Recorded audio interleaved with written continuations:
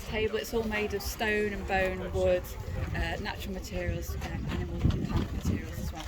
Okay, so a lot of the articles you'll also recognise. So at the far end there you've got the axes, and they're made of flint stone.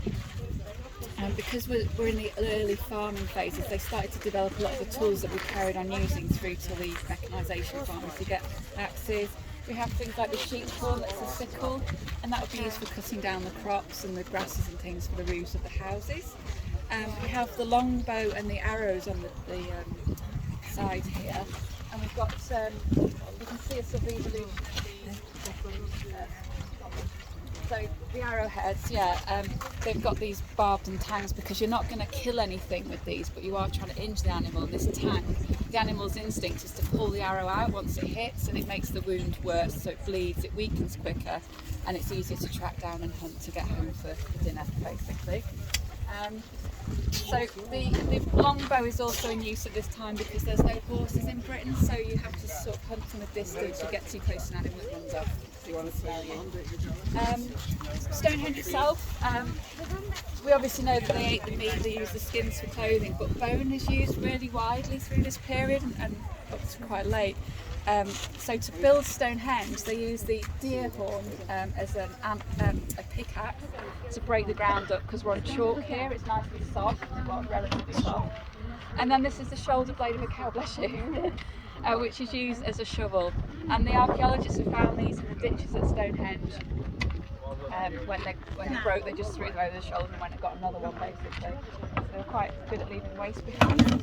We've got a small butchery kit here, so we have things like sort of blades for cutting up the animals, and this is a scraper to clean up all the yucky stuff, all the hair, if you want to make leather, so to prepare the leather skins. And we have another mounted blade here as well, because it's quite sharp flint, so it's quite good. The needles as well, these are made of bone. They're not strong enough to pierce leather with, but what you do is use a piece of flint to pierce and then thread the needle through. And then the threads themselves tend to be made from things like flax, hemp, nettle, grasses that can be dried and then twisted to make thread.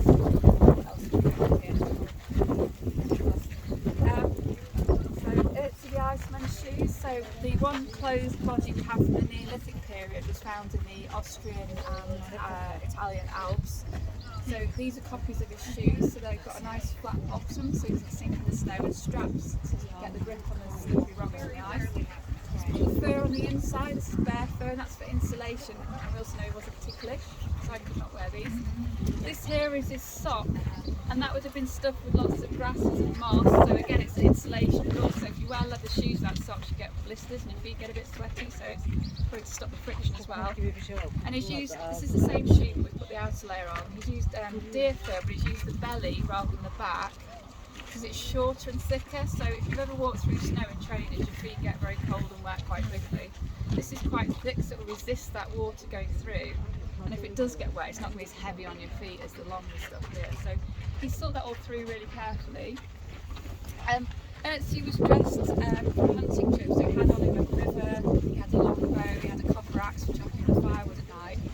He also had a little birch basket on him, which was filled with a fungus, which if you light it and blow it out, it stays hot.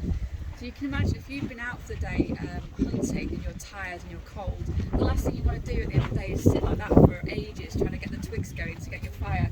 So he had these smouldering embers with him that he'd just applied to some dried kindling to get the fire going really quickly. So he was really well kitted out. But he wasn't just practically dressed, he was fashionably dressed. He wore a goatskin cape similar to this one. He used a dark panel, light panel, dark panel, light panel, dark panel. It didn't keep him any warmer or any drier, but it did make him stand out from the crowd a little bit. And that might be why he got shot in the back down the ravine that preserved him for those 5,000 years. Okay, so I think I've explained just about everything on the table here. Do have a look in the houses to see how we live. What are those round rocks? This is the one question the archaeologists can't answer. So these are mainly found in Scotland in graves and in houses. They have no wear marks on them, they're not broken or chipped or smooth from handling. So they're probably just like an ornament or a ritual object, like a hair beads, you know, that kind of thing. Sorry, the dust's really bad.